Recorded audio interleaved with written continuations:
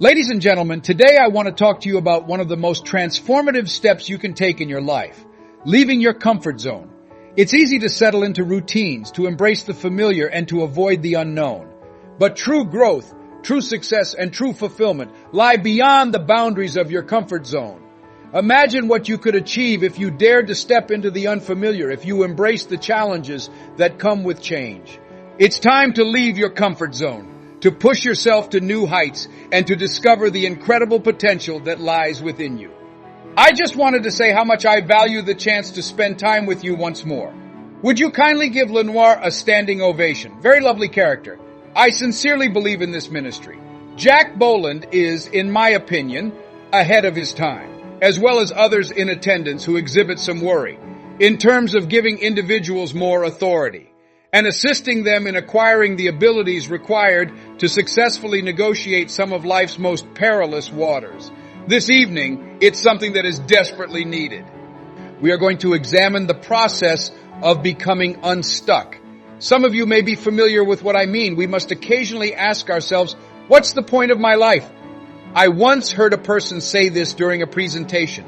What we were then, we are today. And he was discussing how we behave, think, and react to a considerable extent, due of a prior experience we both possess. Life is constantly changing as far as we are aware of it. It's okay to be down occasionally and up sometimes. Things can go really smoothly at times, and occasionally they don't. You feel joy occasionally, and sometimes you feel depressed. That's life as it stands now. And then we start to realize and comprehend that, acknowledging the fact, because nothing will ever be completely balanced all the time, that you are likely to experience both highs and lows. However, it's at those dark times that the learning happens. That is the area of work. You see, when one's health is good, their bills are paid, their relationships are fulfilling, and their children behave normally, one can feel good about themselves. Business is successful and straightforward. Positiveness is possible for anybody. Everyone will then be able to see more clearly. Then, under those kinds of situations, anybody can be religious. Do I have this right? You see, the true test of personal development, that is, the true test of progress on all levels, occurs when you are knocked down. Adversity, according to some, is what introduces a man or woman to themselves. The development happens in how you respond to it. One of the first things I would advise you to do when faced with a struggle is what a guy said to me while I was going through some difficult times. You want to become unstuck. Take stock of your situation, examine it, and evaluate yourself. Evaluate the circumstances and yourself. Why did you come here? Which part did you play? I enjoy a phrase from Earl Nightingale. We're all self-made, he remarked, but only the prosperous will acknowledge it. How did you get to this point? What insights did it give you? Are you repeating the same thing over and over again, or are you learning anything new? It was once said that to be insane is to do the same thing over and over again and hope for a different result. Are you enduring it, or are you evolving as a result of it? Does that make you bigger and better? Because unless you overcome it, it won't go away from you. I was going through a significant personal problem that was draining and taxing me. In a class, I was informed by one of my students that I was imparting knowledge.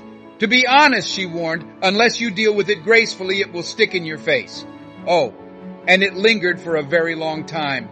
The difficulties of existence. How can we obtain it? How do we become imprisoned? A buddy of mine experienced a divorce. My closest pal. He was loved more by his wife than she was by him. It was his first genuine, heartfelt love. He was an extremely devout man who opposed divorce. He made a mistake, and he had to pay a heavy price in suffering and tears.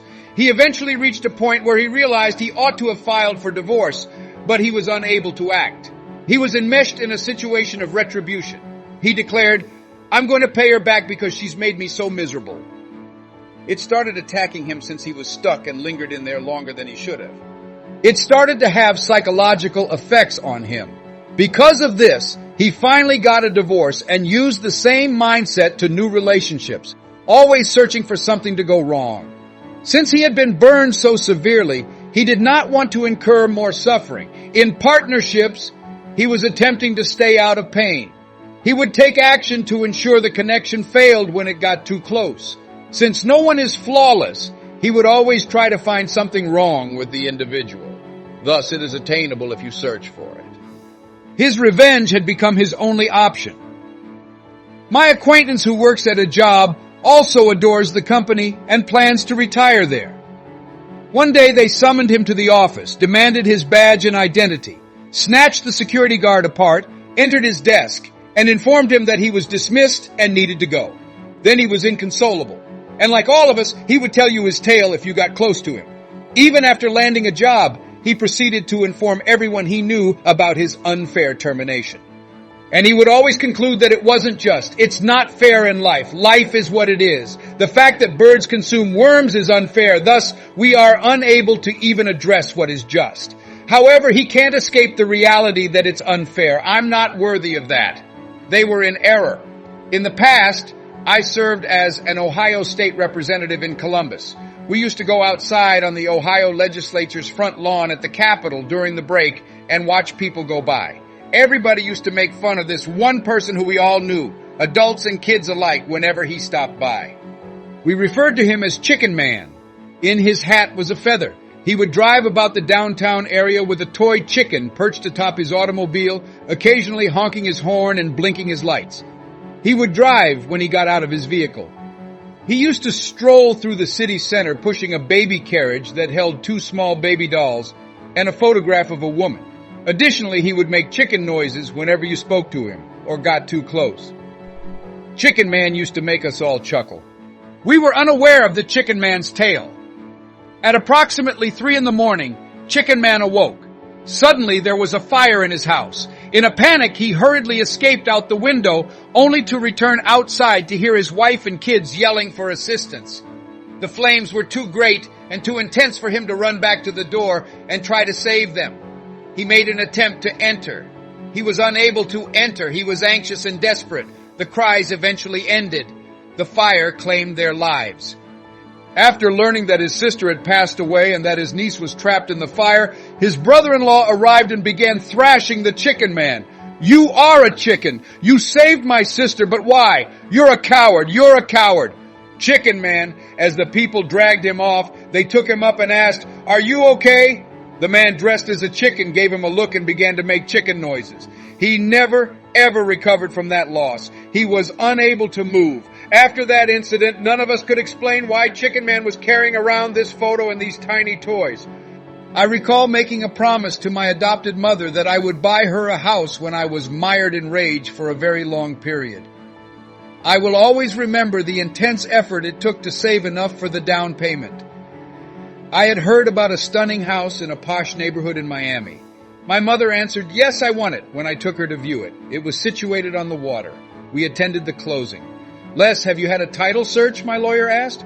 "What is a title search?" I asked. "We'll just need a few days to investigate and ensure that there are no liens on the property that you would be responsible for paying off if you decide to purchase this house." "Listen," said the man who was there trying to sell me the house. He said, "I admire that you want to buy this house for your mother, which is the only reason I'm selling it to you at a loss. There's another guy I can get a lot more money from. However, I have to return to Philadelphia right now since I like you. The transaction is off if we are unable to close it immediately. There are no liens on the property," I stated. "No, of course not," he responds. I turned to face my lawyer. "I do believe him," I said. "I'll put my signature here." "Mr. Brown, I don't doubt his sincerity," she stated. "But business is business," she remarked. "We had a huge celebration when I signed that contract. Leslie's return home was the buzz of the neighborhood. Mamie bought a home child for herself by adopting one of the twins. That's kind, isn't it? He's going to be blessed by God." A few weeks later, I was notified by registered letter that the house was being put up for sheriff's sale on the steps of the courthouse. A man claimed that the previous owner owed him $12,000, so he filed a lien against the property, and that he would sell the house to the highest bidder in 30 days if I could not come up with $12,000 in cash. "Mister, may I please introduce myself? My name is Les Brown. This house is mine. Your previous bill had nothing to do with me." "That's not my concern," he said. "You need to have done a title search," he said. "Could you please give me some time? My mother is an elderly woman," I said. "Her heart isn't in it. And I beg, please, if you only give me the time," I said. I believe I can pay you at least $2,000 a month, and I will find a way to clear your debt within 6 months, even with a house note and everything else. No, I want it all in 30 days, or you go out, he said. I tried everything, racking my brain to figure out how I might earn $12,000 as I had done everything I could to obtain the funds for the closing and the down payment. At last, I had to accept that I would not be able to complete the task. I woke up at around 2 a.m, pacing back and forth while contemplating how I would break the news to my mother. All through the night, my kids slept in that room. I felt really bad about this. I shed more than 23 pounds. I walked into my mother's room quite quickly after that and said, "Mama," I got down on my knees by the bed. "Mama, I need to talk to you," I said. And she asked, "What's the issue?" "Mama," I said, "we need to leave the house," I said. I admitted that I made a mistake in my eagerness to purchase the house. "That's okay, baby," she said. "In any case, I didn't enjoy this house." "Mama, you told me you loved it," I said. "I invited our pals to come view it with us. You know I hate climbing stairs since I have arthritis in my knees," she added. "However, I knew it brought you joy. You were really enamored with it." I told my mother, "I've lost 23 pounds because of this agony." We had to pack everything and head back to the old house in Liberty City, which was across the street from Northwest High School. All of the neighbors who watched us go by were present when we were returning. The Roaches were playing cards as we entered the house and were urging us to come in and take a hand. I was so exhausted. I felt degraded and ashamed. Words can never fully express the meaning of my feelings. I can still recall crying as I was removing the furniture. My sisters stopped by. "Well, you are aware, sir, that you were not wealthy enough to own a home. I hadn't received a cent from Big Time. Mama's got a poor heart, you know. You're now back where you should be. My mother told me to hold my head high as I was crying and grabbing furniture. Mama," I said, "Mama, I just feel like I'm doing this so badly. Hold your head up and wipe away your tears," she said. "There's nothing to feel ashamed about." I also did. I felt numb for weeks while we unloaded that furniture into that house. My anger was immobilizing me. Had I seen that guy, I was considering taking a plane to Philadelphia. I didn't want to attack this guy here, even though I had all kinds of nightmares about him. For him, hitting would have been too satisfying. All I wanted to do was grab hold of him and bite him. He was made by me. Discovered him. We found this person, they claim, simply gnawing on him. He wouldn't have been able to resist the beating. Every time he did, I would have simply bit him. If only I had been a Doberman pinch. Do you hear me? God would have said, "I don't know where this came from, but I thought I made everything." There was a sentence that said, "Forgive and grow," in a book I was reading about forgiveness. I had to give up that bag. It's true that you don't go into a gas station and start pumping when you get in. Your mind works differently. The prior bill is cleared when the lever is raised. In the same vein, you must let rid of all the baggage that isn't required and that isn't helping you go if you want to start moving. I was immobile. I was too worried about what had happened to me and how badly he had hurt me to consider what I could do to get out of this predicament. I was feeling angry and terrible for myself, and I was so stuck in that I couldn't even concentrate on what I should have done. And it was not getting me anywhere. Thus, I quickly discovered that effort required conscious, purposeful, and focused effort. I had to let it go. I had to accept it, move on, and start concentrating on bettering myself. You're going to have people do stuff to you, I tell you. You are going to experience things. The most crucial thing is to use your willpower, then let it go and move in order to develop and move on with your life. It makes no difference what occurs to you. What counts is how you plan to address it. Indeed. Now, Les, what are you going to do? What? For what length of time will you keep telling everyone who would stand and listen to you at the bus stop? For what length of time will you keep saying the same thing again and over again? How much longer must we listen to that? Refrain from sharing your tale with others. Everyone has one. 20% are happy it's you, and 80% don't care. I'm glad that didn't happen to me, they say. Sometimes it seems like you have a problem. You hear about someone else's issue, and it feels good if that problem is really awful. Do I have this right? Fine. I have to give that up. We all have tales to share. The chicken man let his misfortune ruin his life. Every one of us has gone through some disaster. If not, we will have done so. And you have the choice to either let it ruin your life or to grow from it. You can allow it to allow you to. You can choose to let it hold you down, but I'm not going to allow that to happen to me. I can handle this. Declare something to yourself. Make a full-scale declaration of war to break free from this rut. How good you are doesn't matter to me. How talented you are is irrelevant to me. How much you work on yourself is irrelevant to me. Not everything is going to go as planned every time. Simply said, things won't work out. Everything that can occur will occasionally occur. You'll hear the knock of Murphy's Law. Why? I'm not sure why. It's life, and you have to make the most of it. There will be times when life is difficult. Some of the best shooters aren't very good at shooting, much like in sports. They have slumps at various points during games. Do they claim, I just didn't hit a basket today while sitting on the sidelines? No. They carry on with their execution. I advise you to keep going if you are up against a difficulty. Keep occupied. Execute your plan. Keep doing the things you are familiar with and find effective. Once you've assessed how you fit into the circumstance, keep moving forward. Keep occupied, keep occupied, keep occupied. Say it with me, assist someone, assist yourself. Since what you give is what you get. To temporarily forget about yourself, find someone you can assist. You see, sometimes just being is the best course of action. Sometimes you just have to turn around and look within.